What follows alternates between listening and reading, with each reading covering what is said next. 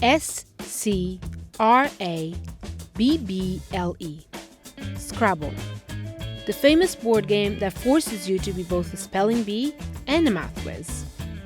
And though you've tried to hit that triple word a few times, luck hasn't always been on your side. But Scrabble isn't all about the letters you're dealt.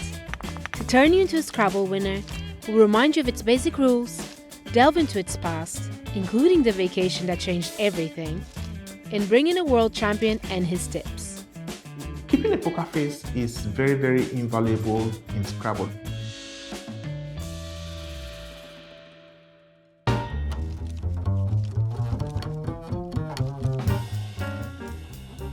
One bag, 100 letters, 4 racks, and one memorable board. The green, red, blue, and yellow probably brings back some childhood memories. Wherever you are in the world, you have probably played Scrabble. It exists in 28 languages and more than 165 million sets have been sold. Whilst for some it's a regular fixture in family life, for others it may be gathering dust on a shelf, unloved for years. So, let's remind you of a few key rules. Each player gets 7 letters. There are 98 letter tiles and 2 magical blank tiles. Those can be turned into any letter.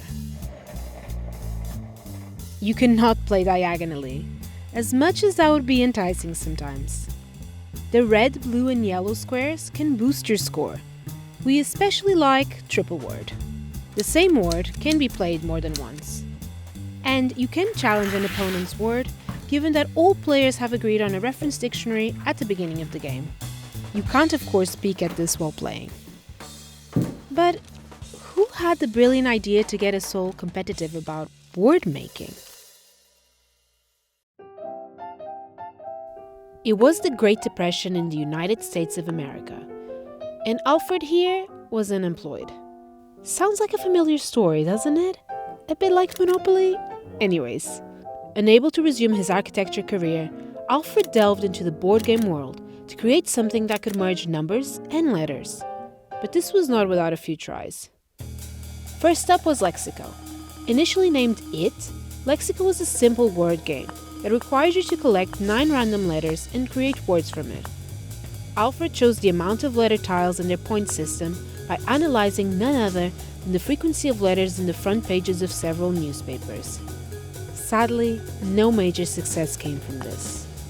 In 1938, Alfred continued crafting his game and decided to decrease the number of collected letters to 7 and add a 15 by 15 squares board with several bonus spots.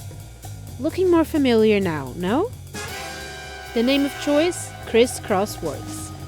But sadly for Alfred, still no success. Usually it's third time lucky, but Alfred still needed a bit of help. Enter James Brunel. He loved crisscross words and thought that with some tweaks it could be a huge success. So he got to work. Among his changes were a new board color scheme, a new 50-point bonus rule for using all 7 tiles, and most importantly, the new iconic name, Scrabble, which means to scratch or dig frantically with the hands. Sounds about right. James meant business. He also bought the manufacturing rights from Alfred and agreed to give him a royalty for every set sold.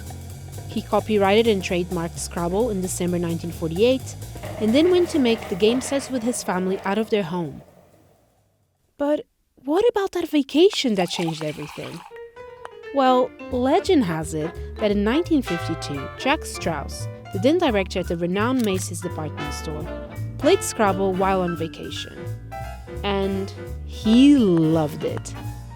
That prompted him to do a large order, and within a year, it was one of the most coveted board games. Scrabble was a huge success, but Alfred didn't want to stop there. He went on to create another word game, Alfred's Other Game.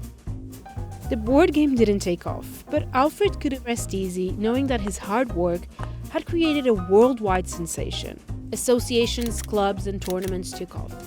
There was even a game show in the 80s and 90s. The new century saw Scrabble take the internet lead. And the worldwide takeover continued until today, touching every corner of the globe. I was born and raised in Nigeria. The first time I played Scrabble was when my elder brother, he brought it home. I was like 14, 15. Back then, I was a fan of such board games like Monopoly, chess, and all that. And I got naturally drawn to it. I played my first official tournament Scrabble in 2002. And it was in 2015 that the efforts paid off. I won my first World Championship. It was a very, very, very, very euphoric moment. It's beyond explaining. It was special when I won because I was the first African to even get to the final. You know, everybody wanted, let it be something that is possible to do this, irrespective of your race, irrespective of your beginnings, irrespective of where you come from and all that. And now, no more waiting. Here are Wellington's tips that will turn you into a Scrabble whiz. Once you think in terms of prefixes and suffixes, it makes it easy for you to now arrange the other tiles before the suffix to form a valid word. Something like remaking. You are utilizing both a suffix and a prefix.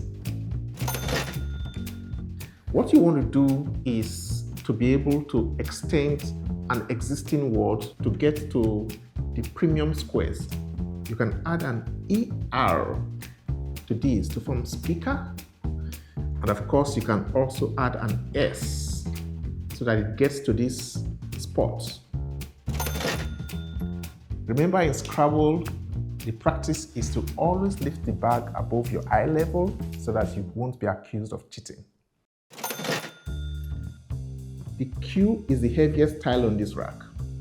And the heavier a tile is, the more difficult it is to form acceptable words.